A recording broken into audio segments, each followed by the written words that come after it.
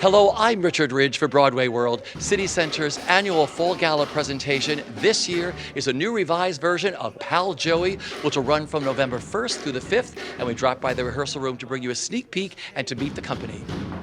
That's why I waited. It was suggested to me by our partner Carrie Barden, what about Pal Joey? And I didn't really know it that well other than a few of the great songs, and maybe I'd seen the movie. But I went back to that novel, and there's a rawness to that book, and a rawness and a dirtiness to those characters. But I thought, well, if we can get back to that. And then years later, like now that our collaboration has evolved, we also realized that we wanted jazz to be the musical conduit to that. And so that's been our kind of thing. And like what you were saying about jazz the other day, about it being jazz is a series of mistakes. What was it you said? Yeah, precisely. Just music. Cats were just improvising. Improvisation is just natural things. Natural things are maybe considered mistakes.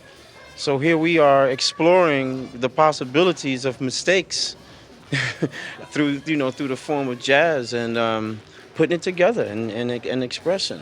Yeah, and giving both all the actors and the band permission to improvise. I mean, we have a beautiful script, but also there's a sense of bring. Savion's like choreographing. He's like, I'm not teaching you to dance. You got to express yourself. And what is it today? Do something, right? Yeah. It's like with this kind of material, this kind of piece, we're trying to create creation. Yeah. We're trying to create momentum.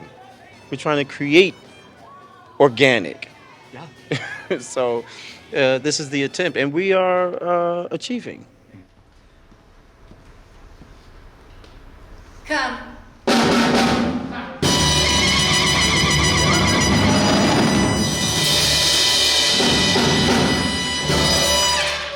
I love Joey, and I feel very closely related to him because for me and him both, music is my first love. It's his first love. It's almost driving force in life. He's just like God, family, and music. It's just, you know what I mean? And his quest and his ups and downs, he's so flawed. He's so, you know what I mean? And he's run up against so much in his life that he's just trying to make his way. But his North Star continuing to be the music and the calling and his ancestors that are speaking in his body to get this sound out. Come hell or high water and not lose himself, keep his authenticity, especially as a black man in that time. So I very much relate to this man. Comes from the South, out of the church, and has found his way through music and jazz, and just, I'm living that way, sort of. So you're about to play Vera. Talk about what you love about her already. She's complicated. She kind of feels like the villain for a part of it.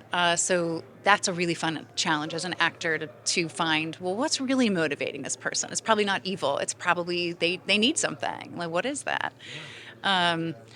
So that's been fun. And then, personally for me, I feel like when we did the first lab of this last summer, I felt like I was still crawling out of the trenches of becoming a new mom, So I just had been living in that world. So it's really fun for me to play a woman who is, she doesn't have mom energy, right? She's really in touch with her power and her sexuality, and that's been so fun.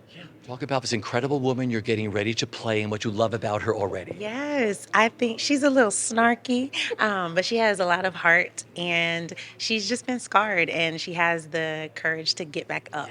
And so that's very inspiring to me, and just to remember, your gift has so much power, and so don't sleep on that. Okay, singing this Rodgers and Hart score and the new songs, what that means to you, what that's been like. I like to sing, y'all. It's been really cool. I didn't sing a lot of jazz. I would sing God Bless the Child growing up. But this is allowing me to sink my teeth into some jazz. And I'm having a lot of fun with that. It's a challenge, but a fun one. And this music, it's classic. It's iconic. But then I get to put a little ish on it. I'm excited. I like that. Yeah. Okay, I play Lucille, and she was a famous singer, sort of hoofer back in the day. And she's running a club in Bronzeville. And Joey comes in and sell her a load of whatever. And And she's a smart woman, but she's not smart enough to handle all of the things that he has planned for the future. And so I love the fact that she's in love with show business. She's been in show business her entire life. And even when she was younger, there were people in her family that were in show business. And so this is just an exciting thing because she thinks that he's going to save her. It's a love story. There's a that comes up in the show that I think is going to be a surprise for everyone because there's love everywhere in Pal Joey.